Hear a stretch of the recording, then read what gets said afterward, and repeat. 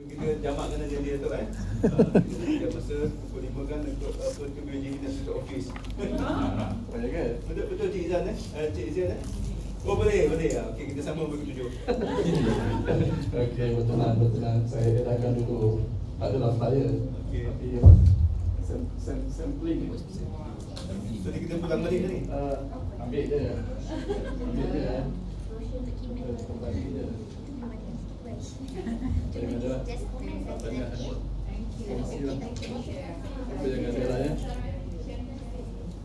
Assalamualaikum warahmatullahi wabarakatuh dan salam sejahtera, selamat petang.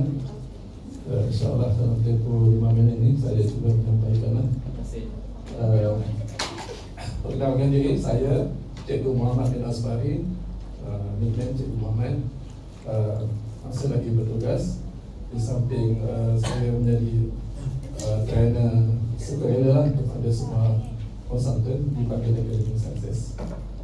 Jadi tuan-tuan dan puan-puan, rekan saya, boleh ikut semua? Ikut saya siap? Semua orang layak jaya.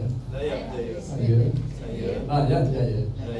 Masya Allah, bagus tuan-tuan. Jadi tuan-tuan dan puan-puan, saya bukan nak minta dana daripada siapa. Saya just bagi dana. Hari ini nak belajar PT sebab selalu berjumpa dengan klien dalam kalangan pengetua, dalam kalangan pegawai-pegawai JPN. So mereka ni sebenarnya educator lah. So kalau datang jumpa mereka tak boleh tangan kosong, dan kadang tunjuk video pun dia tak percaya. Sehingga lah kita boleh tunjukkan this is my content, how we do it, dia punya action dia dan apa benefit dia kepada student. Jadi tuan-tuan dan puan-puan, sedar atau tidak, dalam 2 tahun ini fenomena yang berlaku di negara kita adalah ramai pelajar SPM tidak hadir SPM. Tahun ini saja, tahun lepas saja hampir 8,000 pelajar tidak hadir SPM. Dan perkara ini membimbangkan pemimpin negara dan termasuk dari kita lah kan.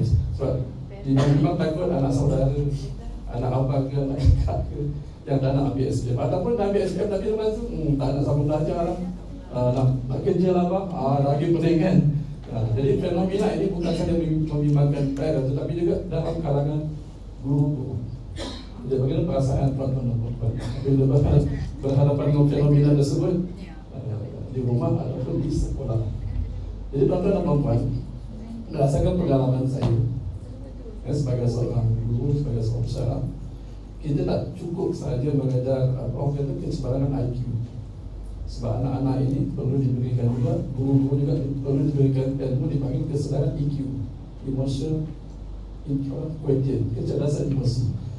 Bila menyebut kecerdasan emosi ini, dia menyebabkan bagaimana kita melaksanakan proses bimbingan. Pertama nak bimbing diri kita sebagai parent kan, nak mendidik anak itu berjaya seperti apa kan.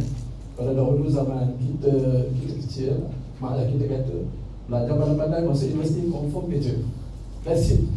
So sekarang ni kalau kita cakap pada anak-anak kita belajar pandai-pandai masuk uni, tak ada kerja. What's the problem? That's the problem.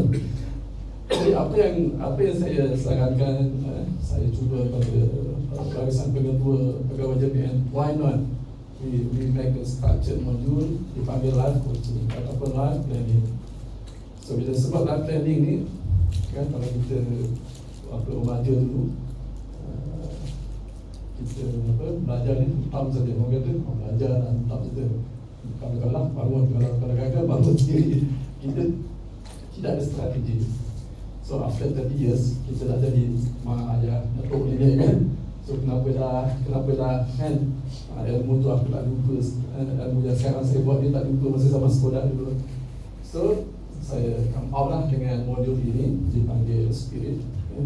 Dia ada Spirit ni akun kepada syukur, kepada potensi diri, kepada remodeling, kepada impian dan tindakan.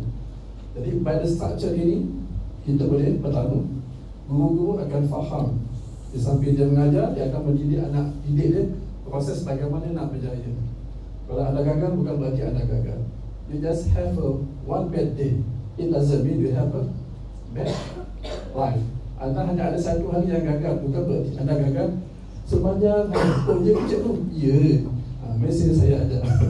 So modul ini akan membantu anak-anak, juga ibu bapa, juga barisan guru-guru dan juga guru sentiasa memberi semangat kepada student. So kalau awak gagal, itu kalau dia gagal pada ketika itu awak ada masa lagi, awak ubah strategi anda. Jangan ubah matlamat, ubah anda punya strategi. Wow, it's a very interesting. So bagaimana caranya? Saya kata kita kena didik anak kita pada student nak buat vision board ataupun canvas events, supaya hari-hari anak-anak akan lihat impian dia dan guru akan masuk pun, mak ayah akan tengok, akan beri semangat. Sampai bila? Sampai bila-bila. Begitulah. Jadi conclusionnya adalah semua orang layak berjaya. Saya layak berjaya, anda layak berjaya. Dan kejayaan ini tidak ada limited. There is unlimited. There is unlimited. Dan bayangkan jika semua 1,000 orang pelajar ataupun seluruh remaja di Malaysia ini mempunyai pemikiran menjadi negara maju, saya memajukan diri saya dan saya boleh memajukan bangsa saya, agama saya dengan bimbingan yang bersatu. Jadi tuan-tuan dan puan-puan, saya menyeru kepada anda semua, jika ada lapangan kita joint venture dan kita bangunkan anak-anak muda Malaysia yang berjaya. Sekian, terima kasih. Assalamualaikum warahmatullahi wabarakatuh. Tak ada masalah lah. Tak ada masalah. Okey, kita teruskan dulu. Yang terakhir, the best, the last. Harapnya gitulah. InsyaAllah. Betul.